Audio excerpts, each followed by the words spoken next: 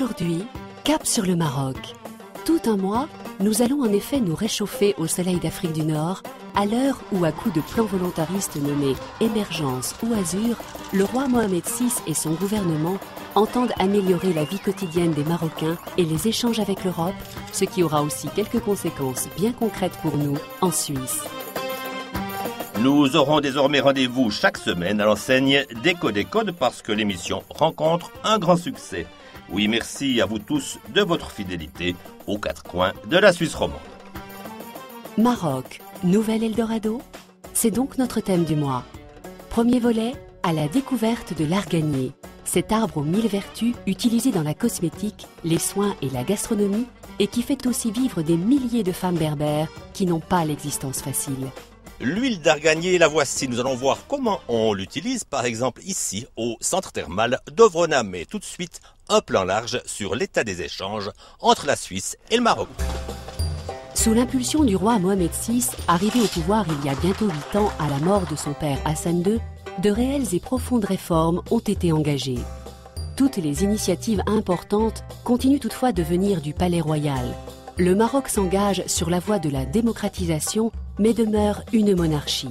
Le Premier ministre est nommé par le souverain chérifien, le gouvernement actuel, issu des élections de 2002, jugées les plus libres de l'histoire du pays et formé des principaux partis, à l'exception des islamistes. Il y a 5 ans, ceux-ci ont été autorisés à présenter des candidats et ont progressé.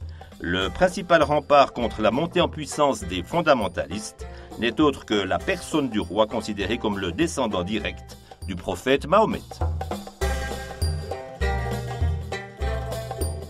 Depuis le mois de mai dernier, les imams sont formés, nommés et rémunérés par l'État. Un moyen pour la monarchie de contrôler les mosquées et de contrer le discours extrémiste en prônant le juste milieu.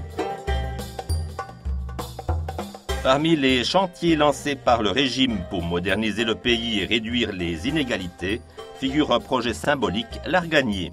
Qu'est-ce que l'arganier? Un arbre épineux, toujours vert, doté d'un puissant système de racines qui pousse en divers endroits de la planète, mais dont les propriétés ne sont extraordinaires que dans un triangle situé entre Marrakech et Agadir. Les chèvres ne s'y trompent pas, elles grimpent allègrement sur les branches pour déguster l'argan, fruit de l'arganier. Nous avons un certain nombre d'acteurs qui cherchent à développer une production diversifiée et qui cherchent à améliorer le marketing de manière à en faire un produit fini qui puisse valoir beaucoup plus que le prix auquel il est vendu en tant que matière première. Ces femmes vendent ce produit à près de 10 dirhams, c'est-à-dire à 1 euro, 10 dirhams le litre, c'est complètement inadmissible. Aujourd'hui, il s'agit de faire en sorte que ce produit prenne beaucoup plus de valeur. Vous savez, ce problème est posé pour bien d'autres choses à travers le monde. Un certain nombre de pays ne profitent pas réellement de leurs matières premières. Le projet Arganier vise à améliorer les techniques d'extraction, à favoriser le commerce équitable et à préserver la gestion durable d'arbres dont le taux de régression atteint 2 à 3%, ainsi qu'à lutter contre ce fléau africain qu'est la désertification. Le sable recouvre en effet toujours davantage les surfaces cultivables.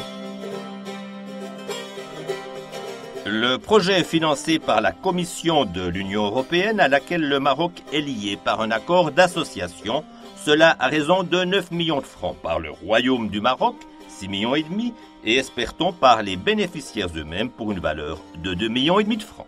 Total 18 millions. Le marché marocain de l'huile d'argan n'est pas à négliger. Il représente 3 000 à 4 000 tonnes annuellement.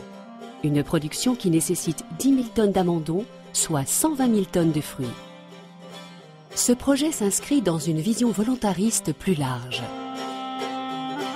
Aujourd'hui, des investissements lourds sont faits au niveau des coopératives, notamment avec les femmes, notamment grâce à l'INDH, l'Initiative nationale du développement humain, qui est un chantier de règne prôné par Sa Majesté, qui a décidé de faire de la lutte contre la précarité et l'insalubrité dans le domaine rural et urbain un véritable combat, avec une véritable stratégie. Les coopératives rentrent dans cet axe-là où on crée de la richesse. L'arganier aujourd'hui intéresse beaucoup de gens parce qu'il y a une valeur ajoutée énorme. On peut monter jusqu'aux produits parapharmaceutiques.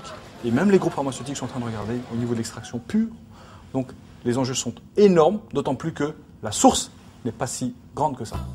Que ce soit pour l'argan, pour l'huile d'olive, il est anormal que notre pays n'occupe pas, je dirais, le top 3 mondial. Aujourd'hui, ce n'est pas un problème de vente sur le marché.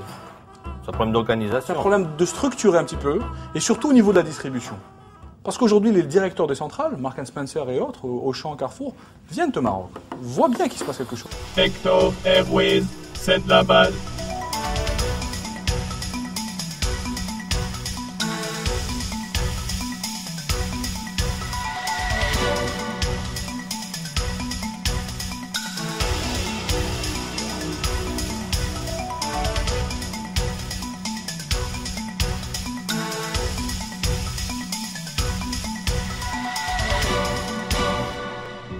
C'était Éco-Décode avec le gaz naturel carburant pour le respect de l'environnement.